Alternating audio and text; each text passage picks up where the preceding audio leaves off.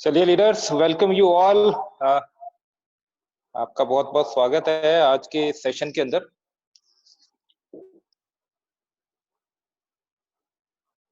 मैं देख पा रहा हूं कि यहाँ पे हम लोग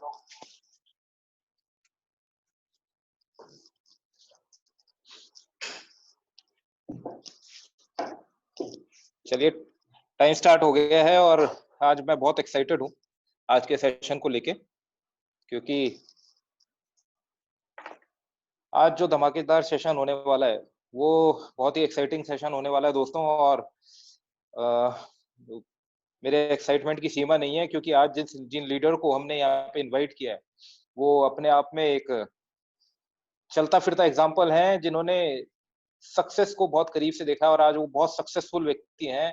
बहुत ज़ीरो से उन्होंने अपने बिज़नेस को स्टार्ट किया, अपनी ज़िंदगी को स्टार्ट किया और इस लाइफ़ के अंदर उन्होंने जो स्ट्रगल्स फेस किए, कह कह सकते हैं कि अ, एक बहुत ही मीडियम क्लास फैमिली से वो बिलॉन्ग करते हैं और अ, उन्होंने अपनी पूरी मेहनत से, अपनी लगन से अपने आप को एस्टेब्लिश किया है।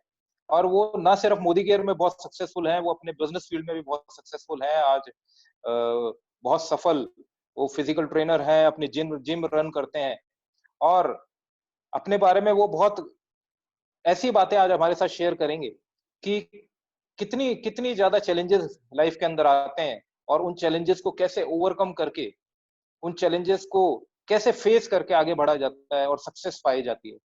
तो फ्रेंड्स, मैं आपको आज यही कहना चाहूँगा कि आज आज का सेशन बहुत एक्साइटिंग होने वाला है। आज का सेशन ऐसा होने वाला है जहाँ पे हम सभी लीडर्स बहुत कुछ उनसे सीखने वाले हैं। मैं हमेशा उनसे सीखने के लिए तैयार रहता हूँ। आज पूरे भारत को वो सिखा रहे हैं। आज उनकी टीम में लाखों लोग पैसा कमा रहे हैं। आज उनकी टीम के अंदर ऐसे-ऐसे चैंपियंस हैं जो अपनी गाड़ियाँ ले चुके हैं, फॉरेन ट्रिप्स जा चुके हैं। आज वो खुद बहुत सारे foreign trips Modi care business से कर चुके हैं और और वो अपनी सक्सेस स्टोरीज़ में सारी चीज़ें आपके साथ शेयर करेंगे। तो मैं ज़्यादा टाइम यहाँ पे नहीं लूँगा और मैं चाहूँगा कि हम उन्हें इनवाइट करें और उन्हें जब इनवाइट करें तो पूरे जोश और उल्लास के साथ करें। और अभी भी जितने लोगों ने अपने लोगों को इनवाइट नहीं किया है, लेट मी सी, सीट्स फुल हो चुकी हैं दोस्तों, 1000 पीपल आ चुके हैं। तो अब जो आ गए हैं वो बहुत मोस्ट वेलकम है और जो नहीं आ पाए हैं तो उन्हें आप ये ज़रूर स्टोरी कन्वे कीजिएगा और उन्हें नरेंद्र जी की सक्सेस स्टोरी बताइएगा। तो मैं आप सबकी ज़ोरदार तालियों के साथ, क्योंकि मुझे पता है कि तालियाँ हम आप नहीं, आप बजाएँगे भी तो नहीं सुन पाएँगे, लेकिन आपकी ज़ोरदार तालियों के साथ मैं बुलाना चाहूँगा यहाँ पे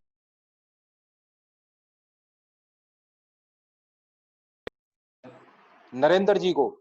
और आपकी जोरदार तालियाँ चाहिए होंगी दोस्तों, आपका जोरदार एक्साइटमेंट चाहिए होगा, क्योंकि उन्हें बुलाने के लिए, उन्हें सुनने के लिए पूरा आज पूरा इंडिया बेचैन रहता है। तो मैं चाहूँगा कि एक बार आप अपनी जगह बैठे-बैठे ही उनके उनको एक्साइटेड करें और उनके लिए तालियाँ बजाएँ। हाँ, तो मैं यहाँ वेलकम करूँगा नरेंद्र जी का। नरेंद्र सर, 1 मिनट, मैं आपको अनम्यूट कर रहा हूँ सर। हाँ हाँ, सर। नरेंद्र जी। हाँ सर, एक बार ना मुझे होस्ट भी बना देंगे आप, तो मैं ना इसको रिकॉर्ड भी करूंगा। हाँ, हाँ, हाँ, हाँ।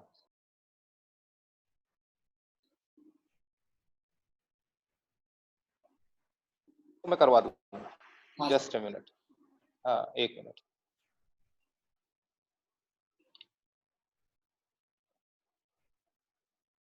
नरेंद्र जी, आप होस्ट हैं। ठीक है sir, thank you sir. Okay. Welcome Narendra ji, आपका बहुत-बहुत स्वागत है आज के सेशन में। और मैं जानता हूँ कि आज के सेशन को लेके आप बहुत एक्साइटेड हैं और आज आप ऐसी-ऐसी बातें हमारे साथ डिस्कस करने वाले हैं जिनसे कि हम सबको एक लाइफ के अंदर हमें बढ़ने में मदद करेगी। तो welcome Narendra ji, welcome, welcome. Thank you sir, thank you oh very much. और मैं भी इस सेशन का इंतजार कर रहा था। और इसके पीछे लॉजिक यही है कि मैंने जो किया और जो मैंने कभी लाइफ में सोचा भी नहीं था कि मैं कभी इस तरह की चीजें कर पाऊंगा, कुछ नजर नहीं आ रहा था। मैंने बहुत सारे काम किए। मैं एक बहुत ही मिडिल क्लास, बल्कि लोअर मिडिल क्लास फैमिली को बिलोंग करता हूँ। अगर मैं अगर अपने बचपन में जाऊं तो मेरे फादर जो है वो एक नौकरी किया करते थे, प्राइवेट जॉब करते थे।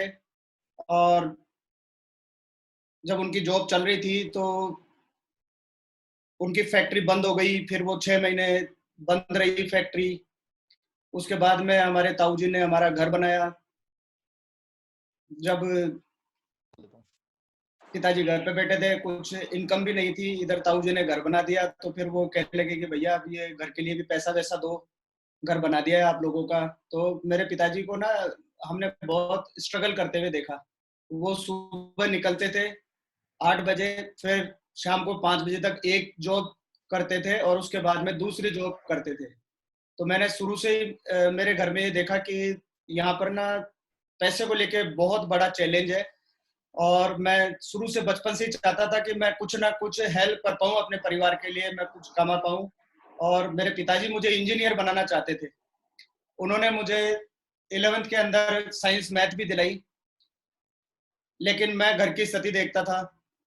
और उससे पहले भी अगर मैं बताऊं आपको, तो जब 10th क्लास का जब मैंने एग्जाम दिया, क्योंकि मैं उस समय इतनी ज्यादा मेरे में समझ नहीं थी, तो मैंने जिद कर ली सर। मैंने कहा कि मुझे ना क्रिकेटर बनना है और मुझे तो क्रिकेट एकेडमी ज्वाइन करनी है। जबकि मैं जानता हूं कि हमारे घर की ऐसी स्थिति नहीं थी कि मुझे क्रिकेट क्लब को ज्वाइन करवा सके, लेकिन फिर भी घर वालों ने पता नहीं कैसे करके मुझे क्रिकेट क्लब को ज्वाइन करवाया। कैसे जैसे करके उन्होंने मुझे कपड़े दिलवाए, एक किट दिलाया। मैं साइकिल से वहाँ क्रिकेट सीखने के लिए जाया करता था। वो अकेडमी का टाइम 5 बजे होता था, मैं 4 बजे पहुंच जाया करता था। और मुझे लगा कि मैं ना कुछ करूंगा, क्योंकि मुझे ऐसा लगता था कि क्रिकेट खेलने वाले पैसा बहुत कमाते हैं। मैं टेलीविजन में देखा करता था कपिल देव जी को और रवि शास्त्री को कार मिल रही है, तो मुझे सोचा कि मैं भी मेहनत करके और क्रिकेटर बनूंगा और बहुत पैसा कमाऊंगा। लेकिन वहां पर हुआ ये कि जैसे ही कुछ ही समय बाद में ना मेरा बैट टूट गया। और मेरी ऐसी हालत नहीं थी कि मैं घर पे ये कह सकूं कि भाई मुझे एक नया बैट दिला दो। तो फिर मैंने सोचा कि मैं बॉलर बन जाऊं, क्योंकि उसमें बैट की भी जरूरत नहीं पड़ेगी। लेकिन महीने भर ही के अंदर ना मेरे जो नए जूते खरीदे थे वो जूते भी टूट गए। तो मेरे समझ में आ गया कि ये मेरे बस की बात नहीं है, मेरे घर वाले मुझे इसमें कुछ भी नहीं कर पाएंगे और ये पैसे वालों का खेल है, इसमें पैसा बहुत चाहिए। आप चाहे कितनी मेहनत कर ले, आपको इतना तो चाहिए कि आप सरवाइव कर पाए। और हमारी हालत वो नहीं थी। उसके बाद में मैंने फैक्ट्री के अंदर जॉब की। जब मेरी गर्मियों की छुट्टी आई तो मैं करीब छोटवाड़ा इंडस्ट्रियल एरिया जयपुर में है, वहां पर मैं 10-12 किलोमीटर साइकिल से जाया करता था, ताकि मैं अपने घर में कुछ मदद कर पाऊँ। उसके बाद में मैं साइकिल से वापस आता और इस तरह से सोचता था कि कुछ ना कुछ कर पाऊँ। और जबकि पिताजी मेरे मुझको इंजीनियर बनाना चाहते थे, वो मुझे साइंस में दिलाया उन्होंने, लेकिन मैं पढ़ना नहीं चाहता था। मैंने और भी कई सारे काम किए। मैं छुट्टियों के अंदर जैसे कॉमिक्स खरीद के ले आता था। यहाँ पर ये अपना नहीं है, रामगंज बाजार इधर हटवाड़ा लगता था, मैं वहां से कॉमिक्स खरीद के लेकर आता था और फिर पढ़ने वाले बच्चों को, अपने दोस्तों को कॉमिक्स दिया करता था। उस समय कुछ 25 पैसे या 50 पैसे में मुझे किराया आता था उस कॉमिक का। और इस तरीके से शुरू शुरू से मैंने फिर घर के अंदर ना एक थड़ी भी लगाई कि मैं कैसे जैसे कुछ टॉफियां बेचूं, कुछ बिस्किट बेचूं, इस तरीके से मैं कुछ ना कुछ मदद कर पाऊं। ये सब चल रहा था। और ये स्टोरी लंबी है, लेकिन मैं सोच रहा हूँ कि अगर मैं ही बोलता रहूंगा तो ये मैडम रह जाएंगी, तो पहले मैडम को सुन लेते हैं, फिर मैं मेरी स्टोरी को कंटिन्यू करूंगा। मैडम आप कुछ। गुड मोदिकर मॉर्निंग फ्रेंड्स। मेरा नाम मीनाक्षी है, जैसे कि आप जानते हैं। और मैं बहुत मतलब जूम ऐप पर जहाँ मोदिकर की मीटिंग्स होने लगी है लॉकडाउन में, वहां तो मैं पहली बार आज बोल रही हूँ। तो चाहती हूँ कि मेरे बारे में कुछ बता दूं कि मैंने कैसे स्टार्ट किया, या जो मेरे पहले की जर्नी और अब की जो जर्नी, पहले से अब तक की जो जर्नी रही है, उसमें क्या थोड़ा डिफरेंस आया है, तो मैं वो आपसे शेयर करना चाहूंगी। मेरा मेरा पीहर है फुलेरा, सामर के पास में एक गांव है, जंक्शन है, तो वहां पे मेरा पीहर है।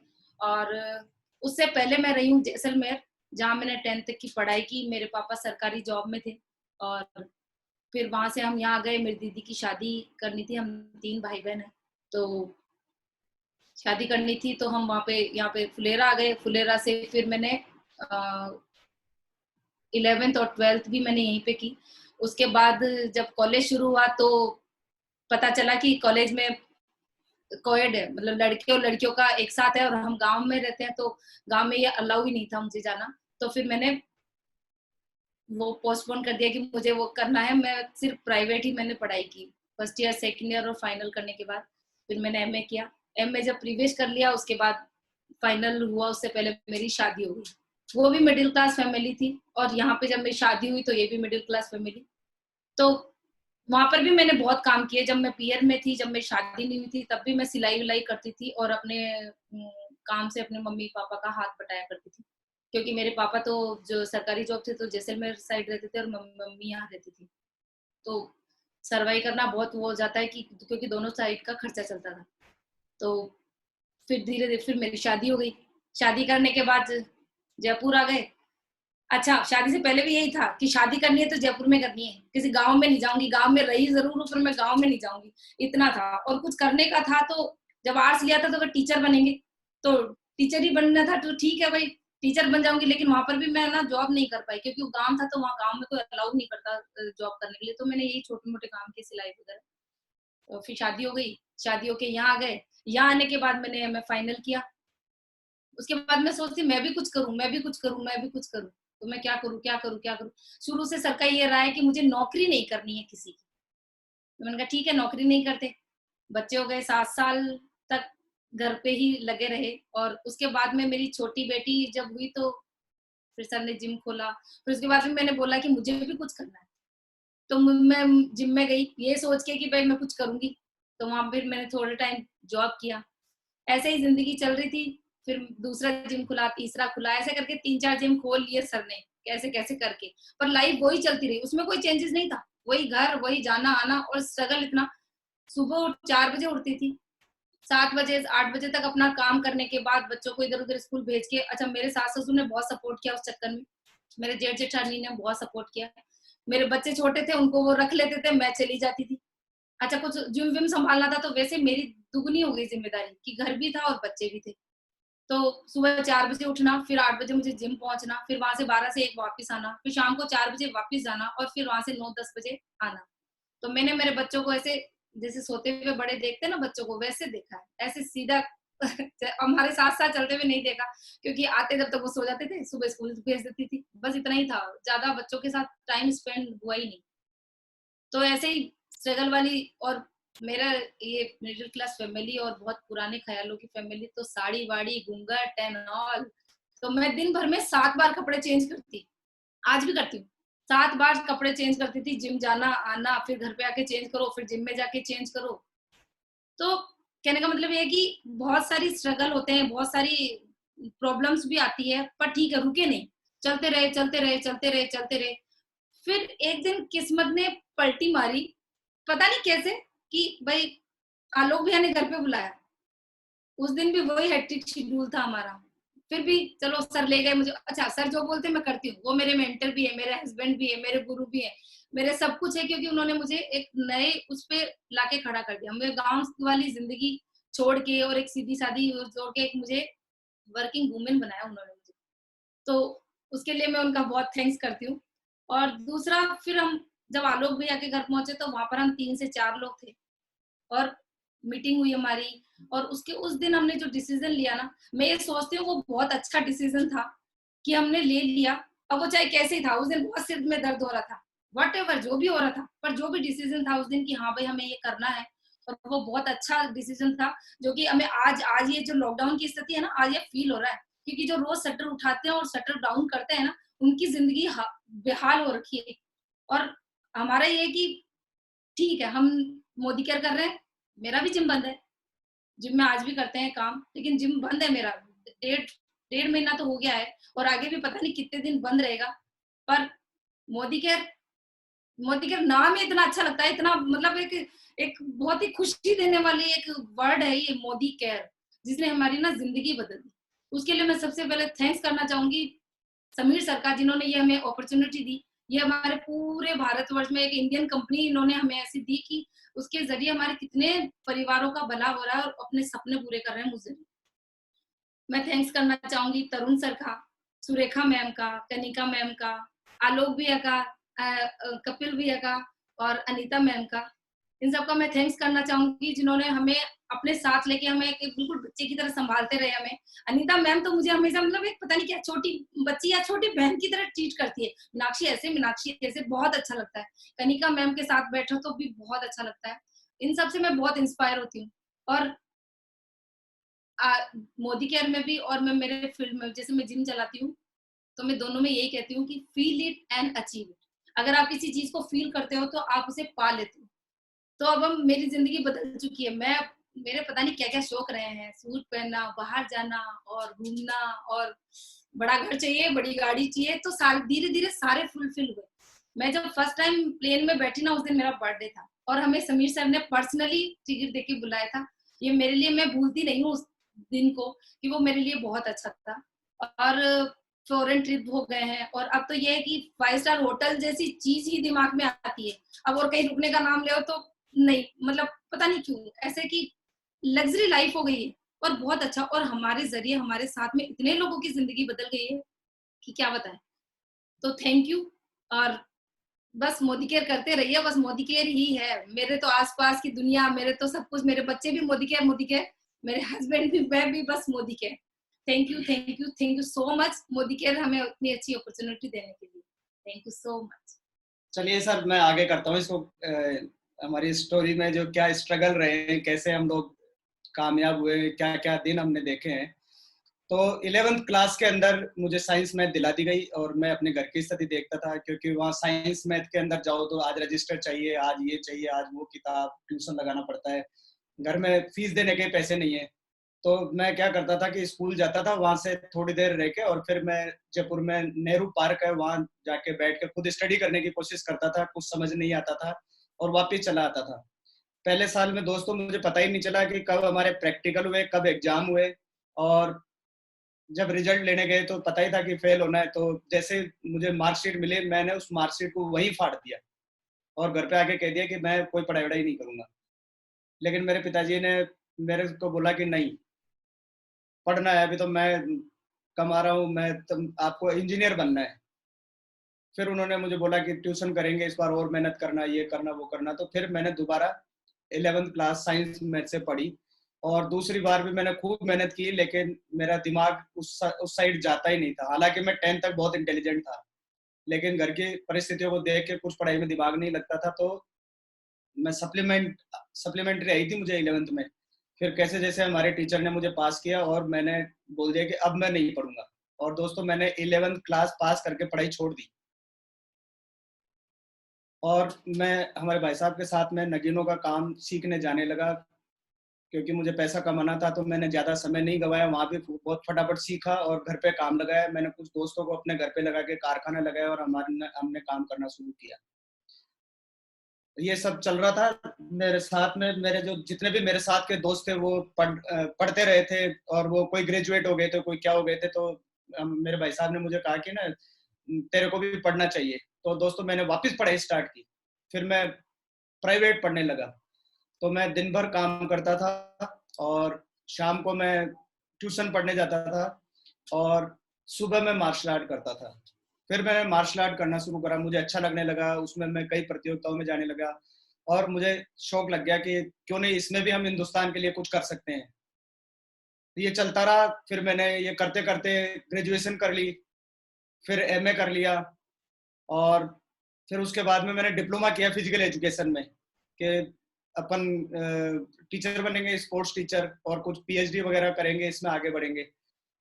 लेकिन वो सब भी कुछ हुआ नहीं, और फिर मुझे उसमें भी छोड़ के, और फिर मैंने सोचा कि ना, ये सब हो गया, और अब अपने को क्या करना है, डेयरी फार्म खोलना है।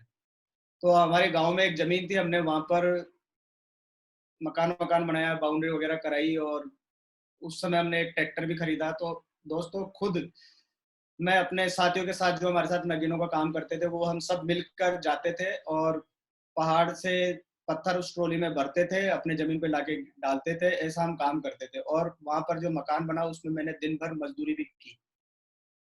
लेकिन ये 1999 की बात है। उस समय ना, राजस्थान में अकाल पड़ा था। जिस समय मैं वहां पर डेयरी खोलने वाला था, अकाल पड़ गया। जिनके पास जो गाय भैंस जो रखते थे, जानवर रखते थे, वो भी बेच रहे थे, चारे की बहुत समस्या हो गई थी। तो मुझे वो भी ड्रॉप करना पड़ा। उसके बाद में मैंने जयपुर के अंदर उस समय मेरी एक स्कूल में मैंने पीटीआई की नौकरी की सन 2000 के अंदर। और सन 2000 के अंदर जब मुझे पता चला कि यहाँ तो 1500 रुपये मिलते हैं, और 1500 रुपये, उस समय मेरी शादी की भी बात होने लगी थी, तो मेरे ये समझ में आने लगा था कि 1500 रुपये में तो घर नहीं चलेगा, और कौन शादी करेगा मुझसे 1500 रुपये कमाएंगे तो फिर मैंने ना कुछ स्कूलों में एक एक दो दो घंटा, जहाँ मैं मार्शल आर्ट सिखाता था, मैं स्पोर्ट्स की ट्रेनिंग देता था, तो ऐसे करीब ना मैं 5 से 6 स्कूल में जाया करता था एक दिन के अंदर। और उस समय ये स्थिति होती थी कि जैसे एक स्कूल में बेल लगी है, तो मुझे उसी समय 2 मिनट के अंदर दूसरे स्कूल में जाना पड़ता था। तो वो इतना स्ट्रगल होता था, मैं मोटरसाइकिल उठाता था, और कई बार तो ऐसा भी हुआ है कि जैसे मैं तेजी से जा रहा हूँ और सामने से कोई गाड़ी आ रही है, मैंने ब्रेक लगाए और मेरी गाड़ी स्किड हो गई, मेरे पजामा भी फट गया और मेरे जूते भी फट गए। मैं उस हालत में भी स्कूल जाया करता था, क्योंकि मेरे लिए पैसों की बहुत जरूरत थी उस समय। ये सब चलता रहा। फिर उसके बाद में मैंने वो एक जिम में नौकरी की। मुझे मेरे एक दोस्त ने बताया जिम वाले को कि ये नरेंद्र है, कुछ एक्सरसाइज वगैरह जानता है, तो मुझे बुलाया गया, मैंने एक्सरसाइज कराई। तो फिर उन्होंने कहा कि आप तो बहुत अच्छी एक्सरसाइज कराते हो, आप हमारे जिम में रहो। और उन्होंने मुझे दोस्तों एक डायलॉग मारा था, क्योंकि मैं जिम में नौकरी करना नहीं चाहता था। मैं ख्वाब बड़े थे, मैं सोचता था कि मैं थोड़ी करूंगा, ये तो अभी मेरे थोड़े टाइम की मजबूरी है, इसलिए मैं स्कूलों में कर रहा हूँ, बाकी मुझे तो नौकरी करनी नहीं है। तो उसने मुझे एक डायलॉग मारा था कि अगर प्रकाश मेहरा नहीं होता ना, और उसने जंजीर नहीं बनाई होती, तो आज अमिताभ बच्चन नहीं होता। तो अगर आप मेरे साथ काम करोगे तो आपका बहुत नाम होगा, आप बहुत पैसा कमाओगे। मेरे ये बात समझ में आ गई कि हाँ ठीक है, अपने को नाम और पैसा दोनों चाहिए। तो फिर मैं उनके यहाँ नौकरी करने लगा। तब भी मैंने स्कूलें नहीं छोड़ी, मैं जिम में भी नौकरी करता था, स्कूलें भी करता था। फिर ये सब चलता रहा, और मेरे एक बेटी हो गई, फिर और खर्चे बढ़ गए। तो मुझे लगा कि भैया इससे तो काम चलेगा नहीं। उस समय मैं कुछ 7-8 हज़ार रुपये कमाने लगा था। तो मैंने दोस्तों, जैनपैक्ट है जयपुर के अंदर, जहाँ पर ये कॉलिंग वगैरह होती है, बीपीओ जो है, मैं वहां पर रात में 2:30 बजे जाया करता था। आप सोच के देखिए कि दिन भर सुबह शाम जिम, दिन के अंदर स्कूल, और मैं करीब घर पे 9:30 बजे आता था, रात में खाना खाता था, 10 बजे तक मैं सो जाता था, और रात में 2:30 बजे उठ के मैं वापस चला जाता था। मुझे कैब लेने आती थी, और वहां 5 बजे तक कराता था। वो 5 बजे से मुझे सीधा जिम पर छोड़ते थे, फिर मेरा रूटीन शुरू होता था। यानी मैं रात में सिर्फ 4 घंटे सोया करता था। मेरा सबसे टफ टाइम था वो। और एक बार जब मैं रात में जा रहा था 2:30 बजे के करीब, तो वो ड्राइवर की आंख लग गई कैब के अंदर, वो सो गया। और यहाँ जयपुर में सांगानेर पुलिया है, उसके ऊपर उसने 3-4 खंबे तोड़ दिए, और उसने ब्रेक नहीं लगाए, गाड़ी अपने आप रुकी। जब उसका चेसिस वगैरह टच हो गया, टायर फट गए, तो जैसे गाड़ी रुकी मैं उतर के भागा, और मुझे मेरी मौत नजर आ गई। सब बीवी बच्चे परिवार सब एक दिन में नजर आ गया। मैं वहां पर फिर उन्होंने, कंपनी ने हमें कोई इंडिका वगैरह भेजी, मैं वहां गया, मैंने उसी दिन उसको रिजाइन किया कि जान है तो जान है। उस दिन से मैंने वो काम छोड़ा। फिर मैं सोचने लगा कि कुछ ना कुछ बड़ा ही करना है। तो फिर मैंने ना, मेरे जिम में एक लेडी आती थी, मैंने उससे बात की कि भाई आप मुझे कुछ पैसे दे दो, लोन, मैं एक जिम खोलना चाहता हूँ। तो उसने कहा कि नहीं, हम पार्टनरशिप करेंगे। तो हमने 2007 के अंदर एक जिम खोला। जिम में शुरू में हम 3 पार्टनर थे, पार्टनरशिप में बड़े हमने लॉस खाए। फिर हमने 2 पार्टनर रहे, मैंने कैसे जैसे और पैसा उधार किया और जिम खोला। फिर उसको हमने चलाया वो जिम, मेरी मेहनत करी मैंने, और कुछ किस्मत ने साथ दिया, तो वो जिम बहुत अच्छा चला। मैंने फिर और बड़ा सपना देखा कि अच्छा, 2007 में इस जिम को बात बताऊं तो अनीता जी कपिल जी से हमारी पहली मुलाकात इसी जिम में हुई थी। अनीता जी कपिल जी हमारे यहाँ एक्सरसाइज करने आए थे उस समय, शायद याद हो कपिल जी को। उस समय मैंने बड़ा और सोचा कि मैं एक बड़ा जिम खोलूंगा, तो मैंने बड़ा जिम खोला। मैंने अपने घर को गिरवी रख दिया, और जितने भी मेरी जमा पूंजी थी, मेरे को जहां जहां से पैसा मिल सकता था, मैंने सब पैसा लेके जिम खोल दिया। मुझे बड़ा करना था, पैसा कमाना था। लेकिन उस समय भी, अच्छा, मैं ये कह दूं कि आपको मेहनत और किस्मत दोनों चाहिए होती है। मैंने मेहनत बहुत की, मेहनत करने में कोई कमी नहीं छोड़ी, लेकिन शायद मेरी किस्मत ने उस समय साथ नहीं दिया। उसी समय जयपुर में मेट्रो का काम शुरू हो गया, और जब मेट्रो का काम शुरू हुआ तो लोग आना कम हो गए, और हमारे खर्चे ज्यादा थे, तो उसमें लॉस लगने लगा। तो मैंने उस जिम को छोड़ा। और फिर अच्छा, उसी दौरान हमारा जो पुराना वाला जिम था उसको बंद करके मीनाक्षी ने बड़ा सपोर्ट किया उसमें। मीनाक्षी बहुत मेहनत करती थी, तो इसने अपना एक जिम स्टार्ट किया, और ये उसको चलाती थी। मैं वो बड़े वाले जिम को, जो बड़ा हाथी हमने पाला था, उसको चलाता था, जिसके जिक्र भी आलोक जी कुछ समय पहले कर रहे थे कि उन्होंने वहां पर हमारे साथ उसको अटेंड किया था। और उसके बाद में दोस्तों मैंने बड़े जिम को छोड़ के एक छोटा जिम खोला, और ये हौसले की बात बता रहा हूँ मैं, क्योंकि मेरे पास पैसा नहीं था। मेरे पास सिर्फ हौसला था कि मुझे कुछ करना है, मुझे कुछ बड़ा करना है। पैसा नहीं था। मैंने वो जिम खोला, बिना मशीनों के मैं एक्सरसाइज कराया करता था। जिस दिन जिम का उद्घाटन था, सिर्फ एक साइकिल थी मेरे जिम में। तो वहां स्टार्ट किया, खूब मेहनत की, लोगों से मेरे रिलेशन बहुत स्ट्रांग थे, तो जिम चलना शुरू हो गया।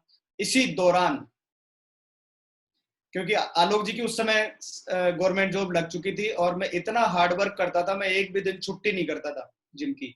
तो सैटरडे संडे जब आलोक जी की छुट्टी होती थी, तो वो मेरे जिम आया करते थे और वो एक्सरसाइज करते थे।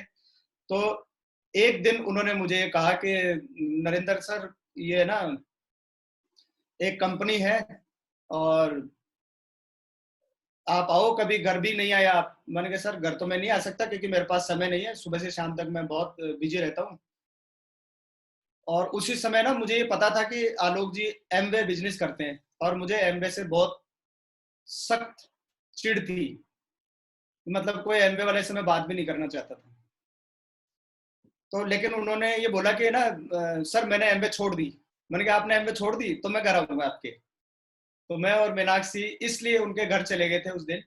और जब हम गए तो हमारे को कुछ भी पता नहीं था। आलोक सर ने जाते ही हमें एक कैटलॉग बताया, और क्योंकि मैंने तो दिमाग बंद ही कर रखा था, मुझे कोई कंपनी वंपनी करनी नहीं थी। उन्होंने बताया कि सर ये है, इसमें ये है, इसमें ये है। मैंने कुछ नहीं सुना। उसके बाद में वहां पर नमकीन आ गई, बिस्किट आ गए, चाय आ गई, और 3-4 लोग और आ गए वहीं पर। कपिल जी, अनीता जी आए, मनीष जी आए, और थोड़ी देर बाद में ना तरुण जी भी आ गए। अच्छा, मैं वहां सुनना भी नहीं चाहता था और बैठना भी नहीं चाहता था।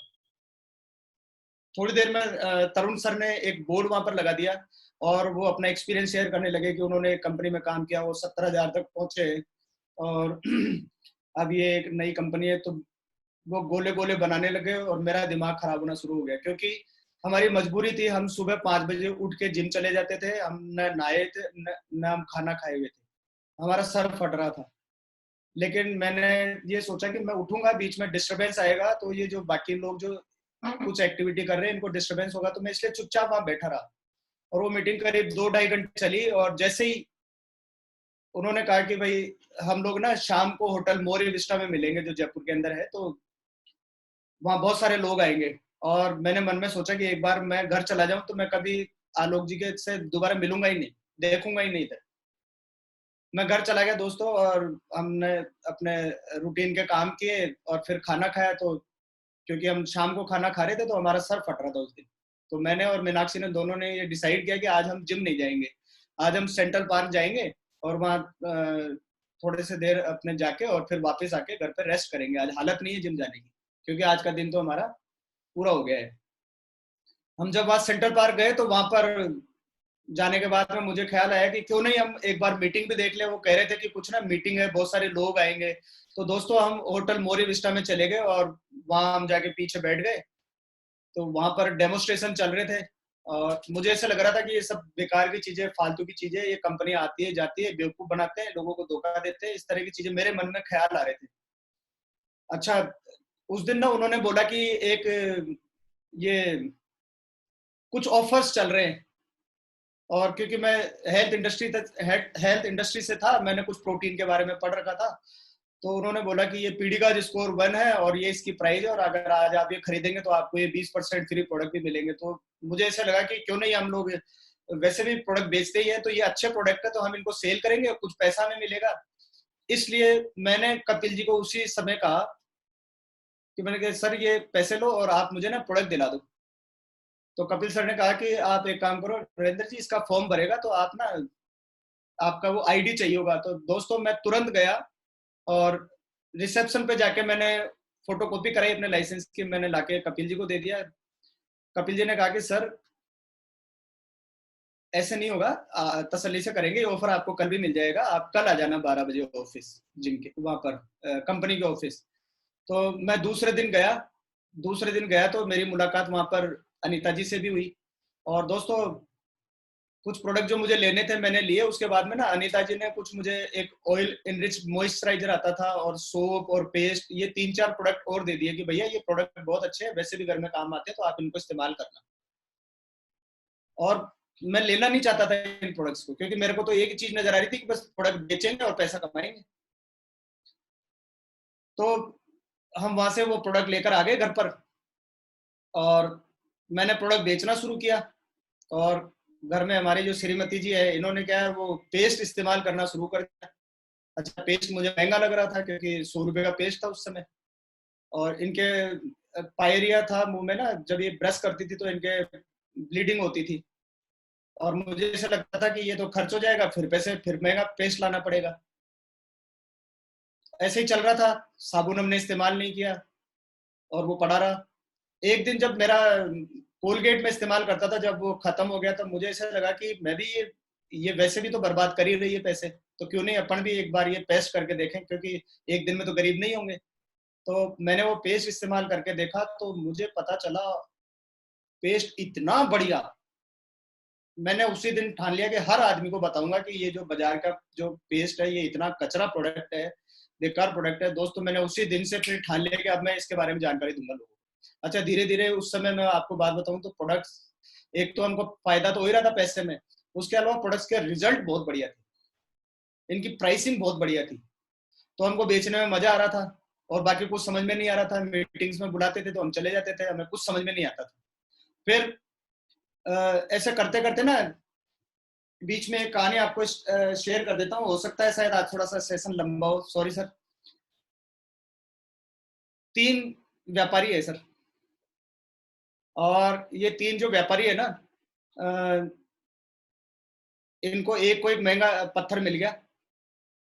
उसने दूसरे व्यापारी से कहा कि भाई ऐसा एक पत्थर है तो इसको एक बार जांचा जाए। उन्होंने फिर तीसरे व्यापारी से कहा, जो बड़ा व्यापारी था। तो इन्होंने आपस में कुछ बातचीत करी और उस पत्थर को खरीद लिया दोस्तों। मैं समझता हूँ मेरे अपलाइन समझ गए होंगे, और मुझ पे बोझ आ गया। मैंने कहा हम तो फंस गए। तो ये प्रोडक्ट से हमको कुछ बेनिफिट भी हो रहा था, और हमें एक इवेंट मतलब एक कॉन्टेस्ट जीता हमने, और हम होटल क्राउन प्लाजा गए। क्राउन प्लाजा में गए तो वहां पर पहले दिन बड़े बड़े स्पीकर्स आ रहे थे और वो बड़ी बड़ी बातें कर रहे थे, हम यहाँ से 10 लाख कमाते हैं, हम BMW चलाते हैं, फॉर्च्यूनर चलाते हैं, मर्सिडीज चलाते हैं। मुझे लगा कि ये सब झूठ बोल रहे हैं, ऐसा कोई पैसा ऐसा नहीं आता है और सब बेकार की बात है। लेकिन दूसरे दिन मैंने देखा तो उनकी गाड़ियां तो बड़ी बड़ी थी, तो मुझे थोड़ा यकीन हुआ कि अगर ये फाइनेंस पे भी लाए होंगे तो कुछ पैसा तो कमाते होंगे। लेकिन जो टर्निंग पॉइंट रहा वो ये था कि दूसरे दिन समीर मोदी जी जब इस स्टेज पर आए और उन्होंने अपने लीडर से ना परमिशन मांगी कि मेरे पास कितना समय है, कितना समय लीडर साहब मुझे दोगे ताकि मैं अपनी बात रख पाऊं। तो ये जानकर, और फिर उन्होंने अपने नंबर दिए, फिर उन्होंने कुछ बातें बोली जो मतलब सीधी इधर दिमाग पे लगी और इधर घर कर गई। उन्होंने कहा कि हमारा देश 1947 में आजाद हो गया है, लेकिन हम आज भी आर्थिक रूप से आजाद नहीं है, और हर हिंदुस्तानी को आर्थिक आजादी मिले, इसलिए उन्होंने मोदी केयर की शुरुआत 1996 में की है और वो लगातार प्रयास कर रहे हैं।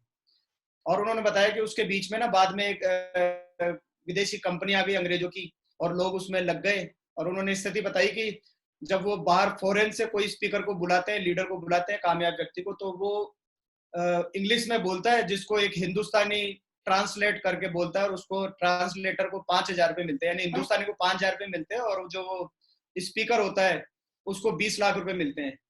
और समीर मोदी जी ने कहा कि ये स्थिति हमको उल्टी करनी है, पलट देना है इस स्थिति को, और हम ऐसा बिजनेस खड़ा करेंगे, ऐसी कंपनी को ग्रोथ देंगे, ऐसा सब कुछ करेंगे कि हर हिंदुस्तानी जो हमारा हिंदी, पंजाबी, सिंधी, गुजराती में जाके विदेशों में बोलेंगे और अंग्रेज वहां पर डॉलर में टिकट खरीद कर सुनेंगे। तो मैं तो बस वही हो गया, मैं तो समीर जी का होके रह गया कि मुझे इस मूवमेंट का हिस्सा बनाना है, मुझे भी मदद करनी है आर्थिक हिंदुस्तान आर्थिक आजादी लाने के अंदर। और मुझे कुछ समझ में नहीं आया क्या बिजनेस है, क्या इंडस्ट्री है, बस मैं तो, मेरे धुन सवार हो गई, क्योंकि शुरू से ही मुझे ऐसा लगता है कि मुझे कुछ करना है। और खैर, तो आगे अब कुछ समझ तो आ नहीं रहा था, बस ये था कि मदद करनी है और लोगों से बात करने लग गए। और जब लोगों से बात करने लग गए, न तो मुझे कोई डेमो करना आता था, न मुझे कोई प्लान आता था, कुछ भी नहीं आता था, न मुझे ये भी पता था कि कपड़े कैसे पहनते हैं। और मैं मेरे पहले प्लान की आपको बात बताऊं तो हमने हमारे राजस्थान के जो वो थे एएसएम, उनको बुलाया, अखिल लूथरा जी नाम था उनका, और उसके बाद में मैंने कपिल जी, अनीता जी को भी बुलाया, और मैं वहां चला गया मानसरोवर। कपिल जी ने कहा कि हम थोड़ी देर में पहुंचते हैं वहां पर, ये कहीं दूर थे, कहीं शाहपुरा दिल्ली रोड पे थे। तो मैं वहां गया, और दोस्तों जो एक व्यक्ति कर सकता है ना, वो सब काम मैंने किए। हमारे मूड से मैंने उसका फेस वॉश किया, मैंने उसको पेस्ट करवाया। बस मेरे मन में था कि कैसे भी ये व्यक्ति ज्वाइन कर ले। अच्छा, उसमें भी ये मेरे मन में ये था कि मुझे हिंदुस्तान के हर व्यक्ति को इस अपॉर्चुनिटी के बारे में बताना, ताकि लोगों की जिंदगी बदले। मुझे लेकिन बताना नहीं आता था। तो वहां पर थोड़ी देर में हमारे एएसएम आए, उन्होंने इंग्लिश में बताया सब कुछ। फिर उसके बाद में कपिल जी, अनीता जी आए, और क्योंकि इनके बच्चे स्कूल से आने वाले थे, तो ये मेरे से कह के चले गए कि सर अब आप आके बात कर लो और हम लोग चलते हैं। तो दोस्तों उस दिन ये सब कुछ होने के बाद में उस व्यक्ति ने मेरी बहुत बेइज्जती की। उसने मुझे कहा कि तुमको कपड़े पहनने का भी होश नहीं है, क्योंकि मैंने टी शर्ट पजामा पहना हुआ था और मेरे पास कोई डेमो किट नहीं था। मैंने बस ऐसे ही कोई थैली में कुछ डाल के और इस तरह से मैं चला गया था। और उसने मुझे करके बताया, क्योंकि शायद उसने कोई नेटवर्क बिजनेस किया हुआ था पहले। उसने तेज आवाज में मुझे जोश के साथ करके बताया कि ऐसे होता है, वैसे होता है। लेकिन दोस्तों मैंने ना, हमेशा एक चीज है मेरे में कि मुझे कोई भी नेगेटिव बोलता है ना, मैं उसको पॉजिटिव लेता हूँ। मैंने कहा भाई तेरे को करके दिखाना है, अब करके दिखाना है बस। तो उसके बाद से जो मेरे दिल पे लगी, और भी कई लोगों ने बोला, जब मैंने मेरा ये सफर शुरू हुआ, तो जैसे मैं जिम चलाता हूँ तो लोग मुझे बोलते थे कि तुम्हारा जिम बंद हो जाएगा। कुछ लोग ऐसे मजाक उड़ाते थे कि भाई तुम्हारे जो तुम बोलते हो ना लाखों रुपए आ जाएंगे, जब तुम्हारे लाख रुपए आ जाए ना, जब मुझे बता देना, मैं भी तुम्हारे साथ ज्वाइन कर लूंगा। दोस्तों इन सब चीजों को मैंने पॉजिटिव लिया, तो मैंने सीखना शुरू किया। मैं मीटिंग ट्रेनिंग सेमिनार में जाना शुरू किया। मैंने हमारे जो रेजिडेंशियल वर्कशॉप होते हैं, मैंने कोई मिस नहीं किया। और मेरी आवाज साफ नहीं आ रही क्या कुछ?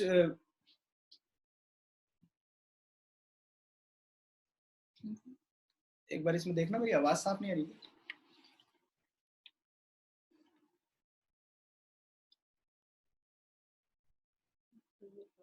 आ रही है ना?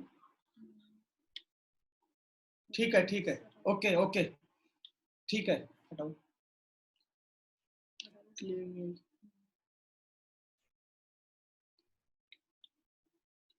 पानी पी लूं?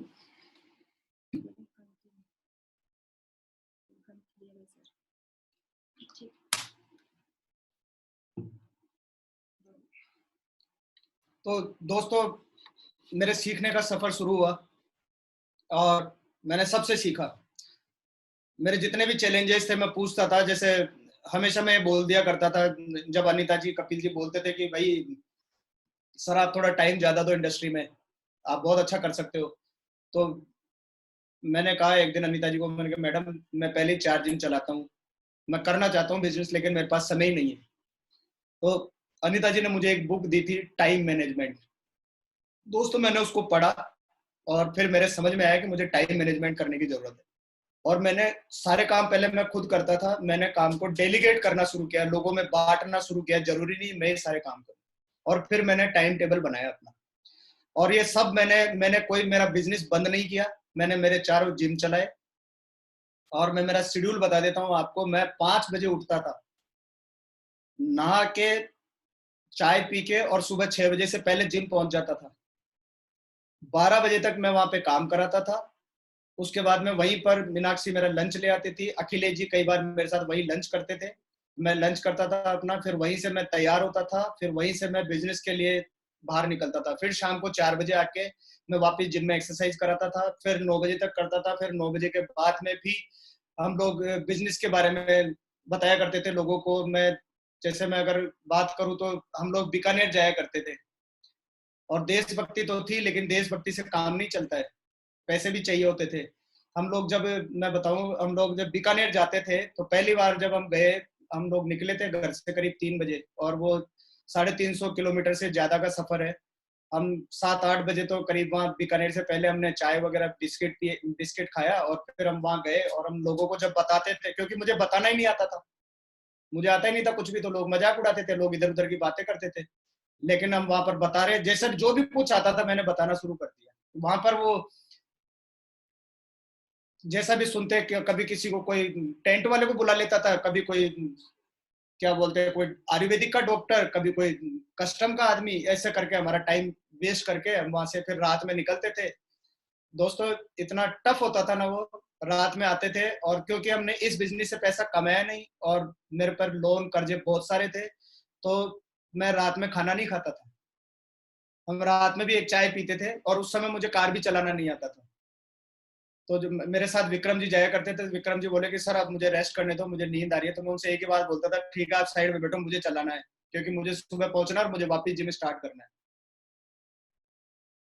क्योंकि उसके पीछे एक ही कारण था, मैंने इसमें आते यही ठाना था कि मुझे बड़ा करना है, और उसके पीछे तरुण सर का बहुत बड़ा हाथ है। तरुण सर हमेशा यही बात बोलते थे जब भी मिलते थे, सर आप बहुत बड़ा करोगे, सर आप में बहुत कुछ है, आप ना देखना बहुत बहुत आगे जाओगे सर आप। वो हमेशा मेरी हौसला अफजाई करते थे। तो दोस्तों मैंने सीखना शुरू किया, प्रोडक्ट्स के बारे में सीखना शुरू किया, प्रोडक्ट्स में मास्टरी की, और मेरा आज भी चैलेंज है, मैं इसके वीडियो भी डालूंगा, कि कम से कम हेल्थ के जो अपना वेल कैटेगरी है ना, उसके अंदर तो कोई बोल नहीं पाएगा इतना। इतनी मास्टरी की, लोगों से सीखा, डॉक्टरों से सीखा, ट्रेनिंगों में गए, किताबें पढ़ी, बहुत सीखा। प्लान मेरे कभी समझ में नहीं आया, आज भी मैं प्लान के अंदर एक्सपर्ट नहीं हूँ। आज भी मैं आलोक जी से पूछ लेता हूँ, लास्ट मंथ में मैंने पूछ लिया कि सर ये पीवी पीवी क्या होता है, मेरे समझ में नहीं आता। बहुत गलतियां की, बहुत चेक भी गिरे, कई गलतियां करी, क्योंकि नहीं आता था। तो ये सब चलता रहा, लेकिन जाते रहे, फिर ना कुछ लोग मिलना शुरू हुए। जैसे शरद अग्रवाल जी को जब मैंने बताया, उन्होंने प्रोडक्ट यूज करने आए थे, हमारे रिलेशन बहुत स्ट्रॉन्ग थे, तो मेरे कहने पे उनको भी अच्छा लगा, उन्होंने भी मोदी केयर शुरू किया। अखिलेश जी हमें मिले, उन्होंने शुरू किया। त्रिलोक जी मिले। अच्छा उस समय तक मैं बहुत सीरियस नहीं था, त्रिलोक जी जब आ गए तो त्रिलोक जी ने अपनी नौकरी को रिजाइन कर दिया, और मैं इस समय तक मोदी केयर में पार्ट टाइम कर रहा था। और मैं मतलब इतना श्योर नहीं था, क्योंकि मैं तो सोचता था कि आर्थिक आजादी दिलानी है, खुद की आजादी आई नहीं थी। लेकिन जब ये त्रिलोक जी नौकरी छोड़ के आ गए तो मेरे पे थोड़ा प्रेशर आ गया, मैंने कहा यार इसने तो नौकरी छोड़ दी। तो दोस्तों मेरे ऊपर जब ये प्रेशर आया कि भाई हम जिन लोगों से ये प्रोमिस कर रहे हैं कि हम उनके सपने पूरे करेंगे, और हम खुद ही अभी तक पूरे 100% नहीं है, तो फिर मैंने ना अपने जिम को छोड़ा। फिर मैंने जिम्मेदारी मीनाक्षी को संभाई कि मैंने, मैडम आप इस जिम को संभालो और मैं मोदी केयर करूंगा। तो इस तरह से दोस्तों लोग मिलते रहे, जिन जिनको भी मैंने, कोई कैसे मिला, एक हमारे रिश्तेदार थे, उनको मैं 3-4 साल से फॉलो अप कर रहा था, वो भी अभी हमारे साथ बिजनेस में। मेरा बिजनेस यूपी चला गया, गंगानगर चला गया। एक बार अमित भटनागर जी हमें मिले ऑफिस के अंदर, तो वो कुछ बात कर रहे थे, मैं ये रिलेशन की बात बता रहा हूँ। तो वहां पर ना वो एएसएम से बात कर रहे थे कुछ एमवे को लेकर, और जैसे एमवे का नाम लिया तो पता नहीं क्यों मेरे अंदर कुछ एक्स्ट्रा एनर्जी आ जाती है।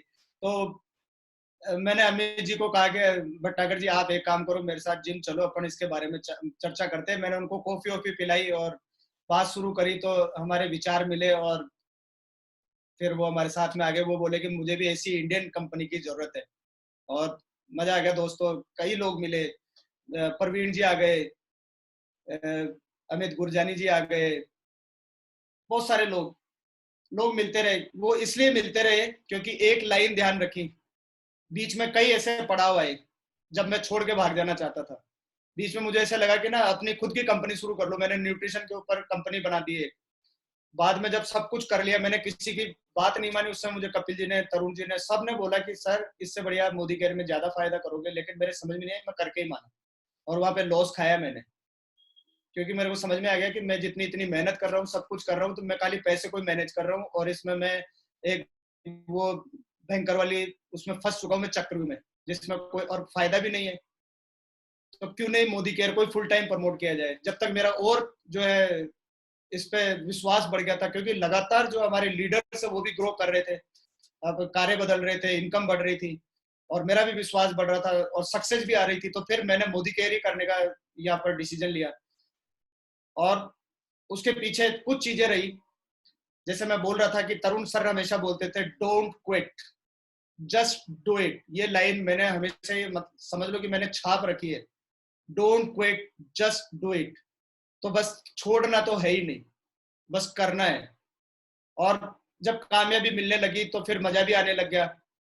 जब मैं इस बिजनेस से पहले हमारे कोई सपने थे नहीं, क्योंकि सपने सारे खत्म हो चुके थे। मतलब किस चिड़िया का नाम होता है ना, ड्रीम, ये निकल चुका था हमारे जिंदगी से। तो मैं मोटरसाइकिल चलाया करता था सेकंड हैंड कवासाकी बजाज। जब इस बिजनेस में आया उससे पहले मैंने एक 50,000 की मारुति 800 खरीदी, मेरी पहली कार थी वो। फिर समझ में आ गया कि इससे तो काम चलेगा नहीं, फिर मैं अपने सपनों की एक बड़ी गाड़ी लेकर आया। क्योंकि एक आम आदमी ऐसे सोचता है कि एक कार कोई सी भी हो, उसमें 5 लोग ही तो बैठते हैं। तो मैं फिर लेकर आया अल्टो 800। और दोस्तों मैं उसमें इतना कॉन्फिडेंस से उसको चलाता था जैसे मर्सिडीज भी क्या होती है। लेकिन मुझे उससे पता चल गया कि भाई इससे है ना आप ज्यादा लंबा नहीं जा सकते, दूर नहीं जा सकते, ये कंफर्टेबल नहीं है, बिजनेस के लिए ठीक नहीं है। फिर मैंने थोड़े ही समय बाद में सब अपने लीडर से कंसल्ट करके उन्होंने कहा कि ना सर आप ये होंडा सिटी ले लो, जबकि मेरे को भी कोई सोची भी नहीं थी।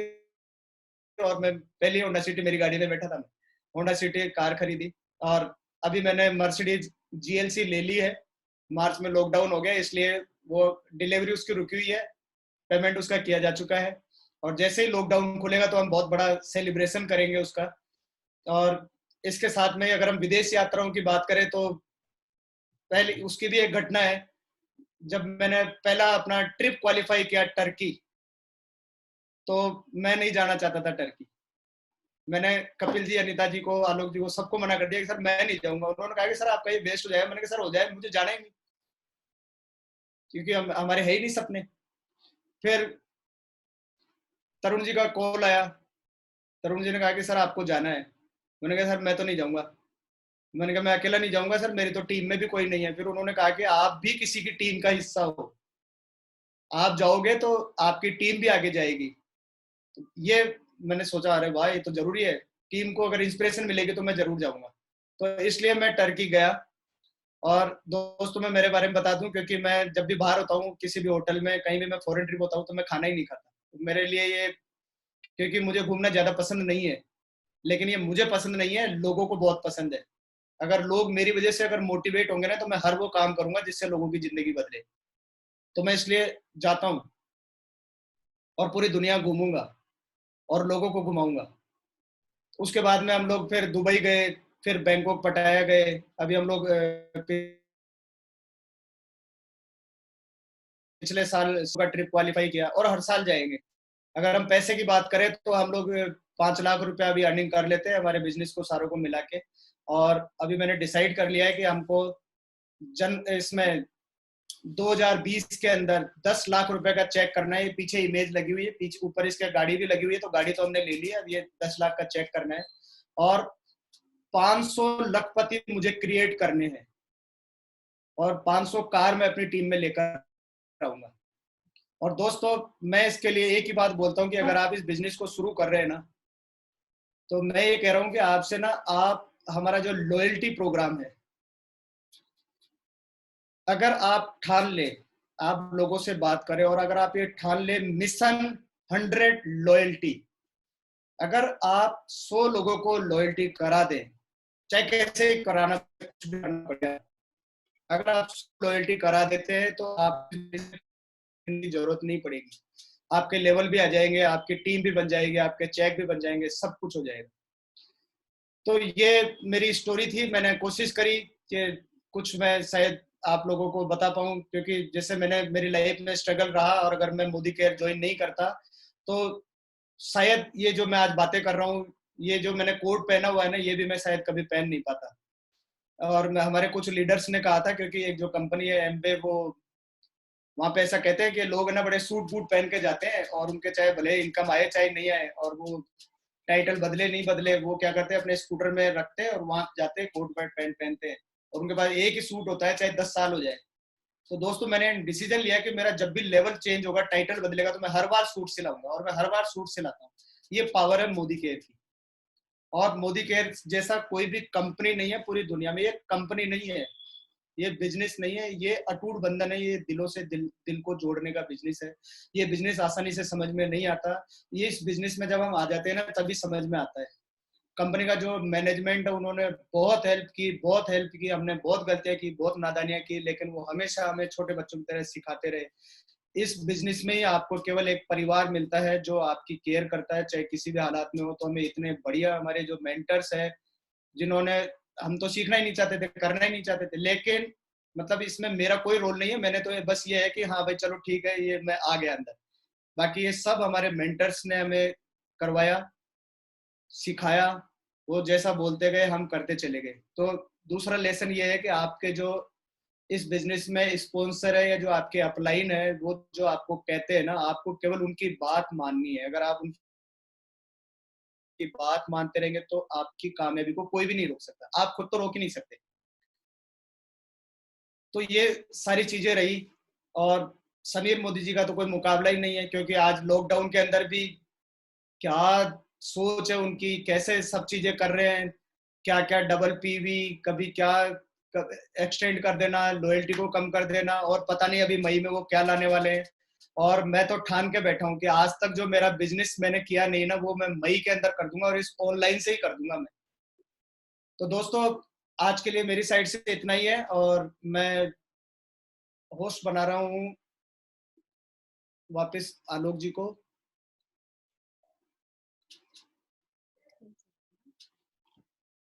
एक बार आलोक जी को मैं होस्ट बना लूं।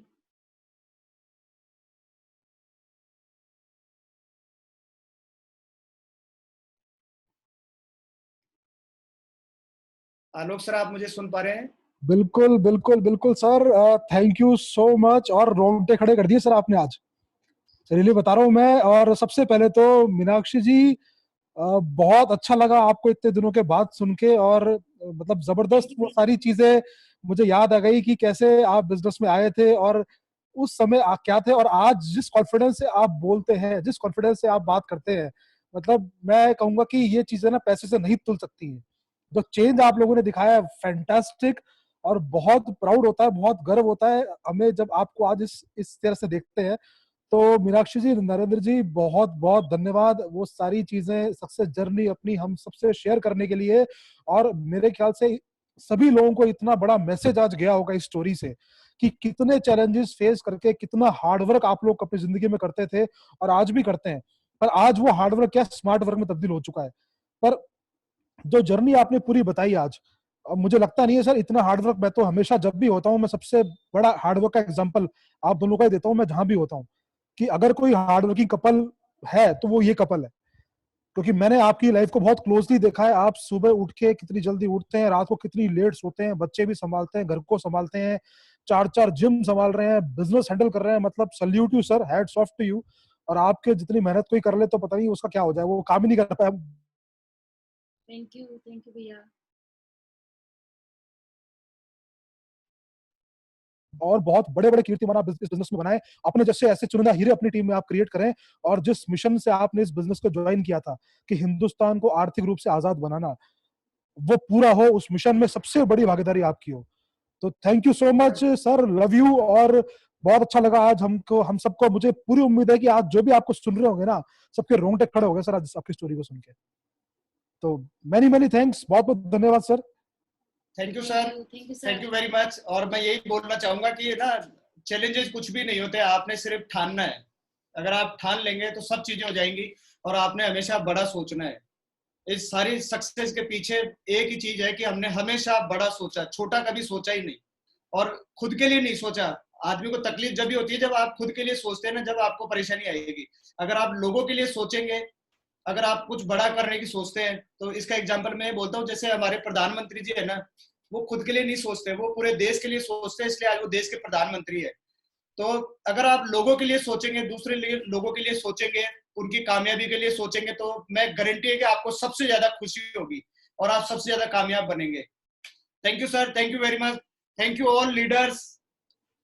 Thank you sir. और मैं चाहूंगा कि मैं सबसे पहले कपिल सर और अनीता मैम को यहाँ पे लाऊं और उनके हम कमेंट सुने, उनके हम व्यूज सुने आज के आपके जबरदस्त सक्सेस स्टोरी और सक्सेस सेमिनार के ऊपर। तो Kapil sir please welcome. Thank you very much Alok. And क्या बोलूं मैं, नरेंद्र जी, शानदार, जबरदस्त, जिंदाबाद।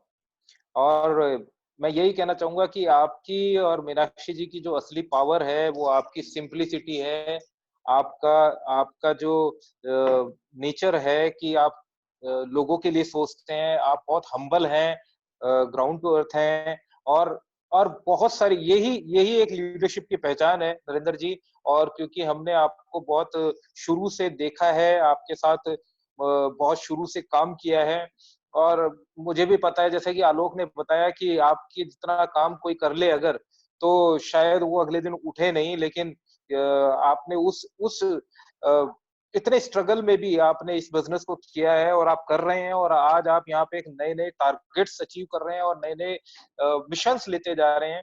और ये देखिए बिना सिस्टम के ये कुछ पॉसिबल नहीं था। तो मुझे लगता है कि हमारा जो सिस्टम है, तरुण सर का जो सिस्टम है, आज जो उनकी छत्र छाया में हम लोग ग्रो कर रहे हैं, the real credits goes to Tarun sir, क्योंकि उन्होंने बहुत कुछ हमें सिखाया है और हम इन्हीं मीटिंग्स का प्रोडक्ट हैं। और आपने जो चेंजेस किए हैं, क्योंकि मुझे याद है कि पहले जब हम आते थे तो आप लोअर टी शर्ट में रहते थे, और आज आपसे जब भी मिलते हैं तो आप सूटेड बूटेड रहते हैं, आपकी आपकी कार के अंदर बुक्स रहती हैं, आपकी टेबल पे बुक्स रहती हैं, आप हर वक्त अपने आप को ट्रेंड करते जा रहे हैं। और जो स्टोरीज और जो अभी तो मुझे पता है ये 1 घंटे में आप अपनी जर्नी कवर भी नहीं कर सकते, लेकिन आपने जो बताया है उससे बहुत सारे लोग आज वो होप लेकर जाएंगे कि अगर इतना सिंपल कपल इस बिजनेस को इतनी इतनी खूबसूरती से बिल्ड कर सकता है, आज इतने फॉरेन ट्रिप्स अचीव कर सकता है। और आप और मीनाक्षी जी, शानदार, मजा आ गया आपने जिस तरीके से अपनी स्टोरी को शेयर किया, क्योंकि मुझे पता है आप भी बहुत स्ट्रगलिंग लाइफ लीड करते हैं, किस तरीके से एक ट्रेडिशनल फैमिली में बिलोंग करते हुए, और आप इस बिजनेस को भी बिल्ड करते हैं, नरेंद्र जी का भी पूरा साथ देते हैं, और आप पूरे जिम्स को भी संभालते हैं, फैमिली को भी संभालते हैं। तो हैट्स ऑफ टू यू। और मैं मैं मैं, मैं चाहूँ तो शायद एक दिन आप लोगों के लिए पूरा बोल सकता हूँ, लेकिन रियली यू डिजर्व इट, और आपने अपने आप को प्रूव किया है। और आप इसी तरीके से आगे बढ़ते रहें, इसी तरीके से आपकी टीम के अंदर नए नए टाइटल्स आते रहें, इसी तरीके से आप अपने सभी सपनों को पूरा करें, यही मैं आशा करता हूं, और इसी तरीके से आप ग्रो करते रहें। रियली मजा आ गया sir, thank you very much. Thank you, और sir. बहुत बड़ा करेंगे सर, बहुत बड़ा करेंगे। अभी स्टार्ट ही हुआ है सर। हाँ, नहीं नहीं, वो मुझे पूरा यकीन है कि अभी अभी से स्टार्ट ही हुआ है। अभी तो हमने हाँ सीखा ही है, अभी तो सीखना शुरू ही किया है।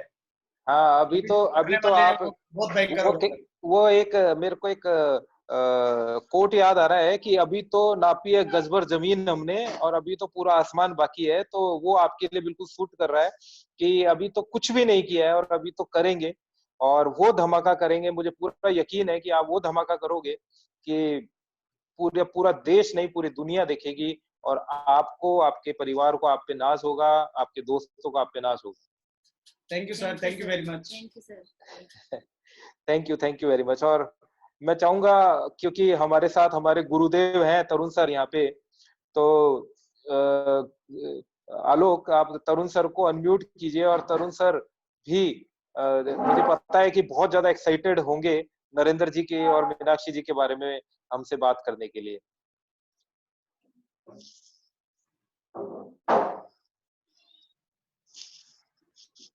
तरुण सर वेलकम, बहुत बहुत स्वागत है सर आपका। Thank you thank you Alok. Tarun sir. और मैं एक बात कहना चाहूंगा सर यहाँ पे कि जैसे अभी कपिल सर ने कहा ना, this is all because of the system which is created by you. और हीरो की पहचान जौहरी को ही होती है सर, और आप वो जौहरी हैं, आप वो पारसमणि है जिसने हम जैसे लोगों को यहाँ तक पहुंचा दिया।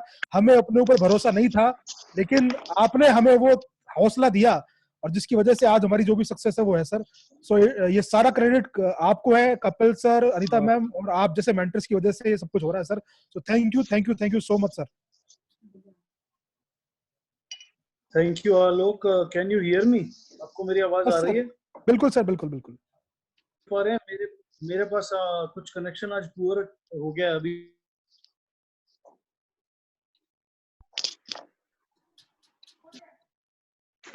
हेलो, अभी आ रही है सर आवाज आपकी? देख पा रहे हैं, नहीं देख पा रहे हैं? आई थिंक मेरे कैमरा में कुछ प्रॉब्लम है, मैं आज आपके सामने नहीं आ पा रहा। मैं बहुत कोशिश कर रहा हूँ इसको ऑन करने की, बट ये ऑन हो नहीं पा रहा है, बट एनी हाउ नरेंद्र जी, आपकी दो चीजें जो मैं हमेशा से, जिसने मुझे आपके बारे में ये कहने को मजबूर किया कि yes you can do this and you will deserve this, आप बहुत बड़ा करोगे, उसमें एक थी आपकी धुन, एक थी आपकी लगन। जो धुन चढ़ गई आपको, फिर वो उतरती नहीं है जब तक वो पूरी ना हो जाए। जैसा कि अभी भी आपने ये मेंशन किया कि प्लान, अभी भी कई बार आप आलोक जी से पूछने के लिए चले जाते हो कि आलोक जी प्लान में यहाँ कैसे है, और बस आपको एक धुन सवार है कि मुझे ये कुछ कर लेना है बस। और मैं ये बात से बिल्कुल सहमत हूँ कि ये धुन है जो yes my daughter has came and उसने ऑन कर दिया ये। अब मुझे आ नहीं रहा था ये ऑन करना। वो भी आपकी मीटिंग देख रही है दूसरे फोन पर, और ये जो धुन है ना, ये जो सनक चढ़ती है ना दिमाग में, ये जिंदगी में कुछ करवाती है। मैंने भी मेरी स्टोरी में शेयर किया है कि मुझे मालूम नहीं था डायरेक्ट सेलिंग क्या होती है, बट मुझे, आपको घूमने का शौक नहीं है, मुझे घूमने का बड़ा शौक है। मैं आज भी नई नई जगह करना चाहता हूँ, और मैं जाता भी हूँ हमेशा छुट्टियों में, जब भी मुझे मौका मिलता है मैं निकल जाता हूँ। तो मुझे मोटिवेट किया था इस इंडस्ट्री में आने के लिए एक दुबई ट्रिप ने, और मुझे नहीं मालूम था कि कैसे नहीं होगा, बट बस वो एक धुन सवार हो गई थी, वो एक जुनून, नहीं मुझे ये ट्रिप क्वालिफाई करना है, और मुझे मालूम भी नहीं था। और मैं वो, आज बहुत सारे लोग मिलते हैं जो ये कहते हैं कि सर पता नहीं, शुरू में तो जब आए थे तब तो हो गया था, अब होता नहीं है। तो शुरू में जब वो आए थे, शुरू में उनके सबके एक धुन सवार थी, एक जुनून सवार था कि ये करना है, और बाद में हम सब लोग सिलेक्टिव हो जाते हैं, हम सब लोग चुनने लगते हैं, सोचने लगते हैं कि ये हो पाएगा, ये नहीं हो पाएगा, और इसलिए हम चूक जाते हैं, हम कर नहीं पाते। अगर ये धुन हमेशा सवार हो जाए, हमेशा, जब जब आपको कोई चीज मिले और दिमाग में धुन सवार हो जाए कि बस ये करना है, तो वो हो सकता है, चाहे वो आपको आती हो चाहे आपको नहीं आती हो। दूसरा, जो आप में देश प्रेम है, जो आप में देश को सेवा करने की जो भावना आपके अंदर है, जब मैं लगता है कि यस, मैं तो कभी भी आपका नाम लेता नहीं हूँ, जब भी मेरी कपिल, कभी भी आपका नाम नरेंद्र पुरैनिया मेरे मुंह से कभी निकलता ही नहीं है, तो मैं तो मिस्टर भारत कह के बुलाता हूँ या भारत माता कह के बुलाता हूँ आपको हमेशा से। और तो मतलब पता नहीं क्यों, मतलब वो आपके लिए एक रिगार्ड अंदर से निकलता है। तो एक ये जो जिद है और एक ये जो जुनून है आपका, ये मुझे बहुत पसंद है आपके अंदर। और डेफिनेटली अभी तो गज भर जमीन ही नापी है, अभी तो पूरा आसमान बाकी है। और मैं आज फिर दावे से कह सकता हूँ, आप वो करोगे जो अभी तक आपने भी नहीं सोचा है। डेफिनेटली आप वो करेंगे जो अभी तक आपने भी कल्पना नहीं करी है। तो मैं कल मोस्ट लाइकली, मुझे पूरी उम्मीद है, मैं कल कुछ कल्पना करवाऊंगा आप सबकी। कल शायद 10 बजे हम एक छोटा सा ट्रेनिंग सेशन बिल्कुल फ्रंटलाइन फर्स्ट लीडर्स का लेंगे, जिसमें मैं आपको जरूर इनवाइट करना चाहूंगा वहां पे। अभी आप नहीं हैं, आपको भी इनवाइट करना चाहूंगा। तो इट्स हैपनिंग, कुछ बहुत बड़ा करना है पूरे हिंदुस्तान में। आज भी हमारी टीम नंबर 1 है, और ये चैलेंज लेके चल रहा हूँ, ये अपने आप पे एक सनक लेके मैं चल रहा हूँ कि ये टीम हमेशा नंबर 1 रहेगी। और ये टीम सिर्फ नंबर 1 नहीं रहेगी, ये टीम वो बन जाएगी कि ऐसी टीम कोई होगी नहीं हिंदुस्तान में। और मुझे आप जैसे दोस्त जब हमारे साथ हैं, कपिल जी हैं, आलोक जी हैं, आशुतोष जी हैं, सभी बड़े लीडर जब हमारे साथ हैं, तो डेफिनेटली हवाओं का रुख हम ही बदलेंगे। Wish you all the best, thank you so much, thank you very much, over to Alok. Thank you so much Tarun sir. और आपने बहुत ही मैं कहूँ तो एक बहुत वैल्यूबल टीचिंग आज हम सबको दोबारा से दे दी कि जुनून वापस से पालना पड़ेगा। जो हमने शुरुआत में इस बिजनेस को जैसे बिल्ड किया था, वो जुनून हमें हमेशा अपने दिमाग में सवार होकर काम करना पड़ेगा, तभी हम इंडिया के नंबर 1 टीम बन पाएंगे, तभी हम भारत को आर्थिक आजाद कर पाएंगे। क्योंकि मिशन बहुत बड़ा है, मिशन बहुत बड़ा है, और उसके लिए जुनून सर पे होना बहुत जरूरी है। सो thank you so much Tarun sir. और यहाँ पे अनीता जी भी हैं जो वन मोर थिंग, एक चीज मैं और कहना चाहूंगा इससे पहले कि मैं यहाँ से बाहर जाऊं। कल हमारा जो सेशन है, कल हमारा सेशन 5 बजे ना होकर के कल 6 बजे होगा। और कल बिकॉज कल 4 बजे हमारी मैनेजमेंट टीम और एडवाइजरी काउंसिल और समीर जी की कल मीटिंग है 4 बजे। सो 4 से 5 की संभावना है, लेकिन 5:30 बज सकते हैं आराम से। तो मैं नहीं चाहूंगा कि मैं कल की मीटिंग मिस करूं, बिकॉज कल का दिन बहुत बहुत बहुत धुआंधार वापस से होने वाला है। जैसे आज जिसने भी मिस किया उसकी शायद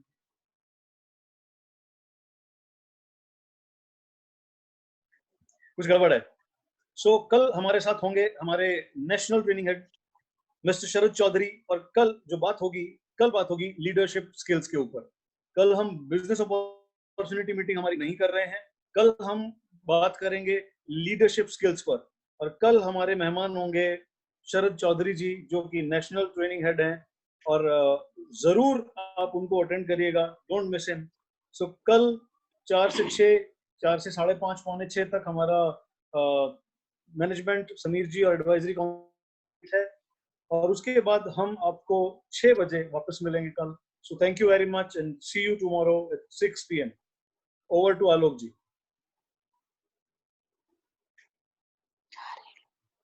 thank you so much sir. और जैसे कि हम देख पा रहे हैं यहाँ पे कि हमारी ग्रेट मेंटर अनीता मैम आज हमारे साथ आ चुकी हैं, तो मैं चाहूंगा कि उनके हम वैल्यूएबल कमेंट जरूर लें आज की इस ट्रेनिंग पे। अनीता मैम प्लीज वेलकम, बहुत बहुत स्वागत है आपका। Thank you Alok ji, thank you very much. Good Modi के मॉर्निंग लीडर्स, उम्मीद करती हूँ आप सभी लोग बहुत अच्छे होंगे, आप सभी अपने घरों में सेफ होंगे। और आज का बहुत ही जबरदस्त लगा मुझे सेशन। मैंने नरेंद्र और मीनाक्षी जी को सुना तो मुझे पुराने दिन याद आ गए कि किस तरीके से नरेंद्र जी और मीनाक्षी जी को हम इस बिजनेस में लेके आए थे, क्योंकि ये नेटवर्क मार्केटिंग के लिए बहुत ज्यादा नेगेटिव थे, इनको ये चीजें बिल्कुल पसंद नहीं आती थी। लेकिन जब ये बिजनेस में आए तो इन्होंने उस डेडिकेशन और पैशन के साथ मोदी केयर को किया कि आज ये आप लोगों के सामने एक जीबीडीडी कपल के रूप में खड़े हैं। और मुझे याद है मीनाक्षी जी ने जितना स्ट्रगल किया है अपनी फैमिली में है, या कहते हैं ना कि ससुराल में सब चीजों को मैनेज करना बहुत बड़ी बात होती है, और मीनाक्षी को मैंने वो सब चीजें मैनेज करते हुए देखा है। क्योंकि इनकी फैमिली में इनको सूट पहनना भी अलाउ नहीं है, और इनकी मदर इन लॉ है जो इनको बिल्कुल अलाउ नहीं करते हैं, और आज भी अलाउ नहीं करते हैं। फिर भी इन्होंने जैसे स्टोरी में बताया कि एक दिन में 7 बार कपड़ों को चेंज करना बहुत मुश्किल होता है दोस्तों, और इतने सालों तक करते रहना। लेकिन आप ये देखिए जब किसी काम को हम कंटिन्यू करते हैं तो वो आदत बन जाती है। तो मीनाक्षी को सैल्यूट करती हूँ मैं इस बात के लिए कि बहुत अमेजिंग तरीके से मैनेज करती हैं सब चीजों को, और सुबह जल्दी 4 बजे उठ के फिर ये 7 बजे जिम पहुंचती हैं, वो रात को 10 बजे वापस जिम से घर जाना, बच्चों को संभालना, सर को पूरा सपोर्ट करना। तो दोस्तों ये कहती है फैमिली बिजनेस है, और जब तक हम एक दूसरे को सपोर्ट नहीं करेंगे तो हम आगे कैसे बढ़ेंगे। आज जितने भी लीडर्स जितनी जल्दी सक्सेसफुल हुए इतने कम टाइम में, उनका सबसे बड़ा रीजन ये कि उनके फैमिली का पीछे से सपोर्ट रहा, और हस्बैंड वाइफ एक दूसरे को जब सपोर्ट करेंगे तो हम बहुत बड़ी सक्सेस के साथ यहाँ पे खड़े होंगे। तो बहुत जबरदस्त लगा मुझे सेशन, नरेंद्र जी ने बहुत ही अच्छे तरीके से, और सर को मैंने जो देखा है ना चेंज होते हुए, सर मतलब बिल्कुल भी जब हम इनको देखते थे ना तो बड़ा वो लगता था कि इतना इतना सिंपल कपल ही किस तरीके से बिजनेस करेंगे। और आज देखिए नरेंद्र सर सिर्फ और सिर्फ सीखने पे फोकस करते हैं, और सर का सक्सेस का कोई भी रीजन नहीं है। सर इतनी बुक्स पढ़ते हैं, इतनी ट्रेनिंग्स बनाते हैं अपनी, सर को बोलना भी नहीं आता था, और आज किस तरीके से पूरे अपनी सक्सेस स्टोरी इन्होंने बताई, अपनी पूरी टीम को ट्रेन करते हैं। तो दोस्तों जब कहते हैं ना कि आप काम करते हो तो सफलता आती है, तो लोग आपके पीछे अपने आप आते हैं, और आज वो दिन आ चुका है। बहुत ही अच्छा लगा मुझे सेशन, और थैंक्स करना चाहूंगी हमारे महागुरु तरुण सर को, जिन्होंने इतनी बड़ी अपॉर्चुनिटी हमें जयपुर में दी और हम लोगों की जिंदगी बदली। कहते हैं कि शब्द नहीं है शुक्रिया अदा करने के लिए। Thank you Tarun sir, thank you very much. और कल का जो सेशन है उसके लिए मैं अभी से बहुत ज्यादा एक्साइटेड हूँ, क्योंकि बहुत हमारे फेवरेट हैं शरद चौधरी जी, और उनकी जो ट्रेनिंग्स है वो कहते हैं ना मोस्ट वांटेड ट्रेनर है, उनको सुनने के लिए बहुत मुश्किल से टाइम मिलता है। और दोस्तों कल ज्यादा से ज्यादा लोगों को, नए लोगों को आप ट्रेनिंग में लेके आइए, आप खुद सीखिए, नोट्स बनाइए, क्योंकि शरद जी का बहुत ज्यादा स्पेशल सेशन होने वाला है कल, यही कहना चाहूंगी। और सभी दोस्तों को all the best. Thank you very much Alok, Tarun sir, पूरी टीम को thank you very much. Thank you Anita ma'am for sharing your valuable comments. और ये पूरी जो टीम खड़ी हुई है राजस्थान की, इसमें बहुत बड़ा श्रेय आपका है, क्योंकि आपने जिस प्यार से इस टीम को संभाला है, तो शायद ही कोई इतना वो करता है कि आपने जितनी रिलेशनशिप स्ट्रॉन्ग करी है अपनी पूरी टीम से। सो हैट्स ऑफ यू और थैंक यू सो मच हमारी जिंदगी में आने के लिए। और हमें थैंक यू, और हम आगे भी सबको हम इसी तरीके से संभालेंगे आप लोगों को। बिल्कुल बिल्कुल बिल्कुल थैंक यू सो आप सब मच। हमारे बच्चे हो। बिल्कुल बिल्कुल बिल्कुल। Thank you. तो चलिए फ्रेंड्स, हमने सुना हमारे ग्रेट मेंटर्स को यहाँ पे, उनके कमेंट्स लिए, और अब मैं चाहूंगा इस मीटिंग को हम यहीं पर एंड करें। और हमें जैसे पता चल चुका है, कल शाम को 5 बजे मीटिंग ना होके 6 बजे की जाएगी। और शरद चौधरी जी का टाइम हमें मिला है, और जितने भी लोगों ने उनको सुन रखा है वो जानते हैं कि वो बहुत ही एक शानदार ट्रेनर, प्रोफेशनल स्पीकर, मतलब जबरदस्त है उनकी एजुकेशन। और हमने भी मोदीगर में आने के बाद बहुत कुछ उनसे सीखा है, और कल शाम को हम सब उनसे सीखेंगे। और जिन लोगों ने नहीं सुना है, मैं आपको बता दूं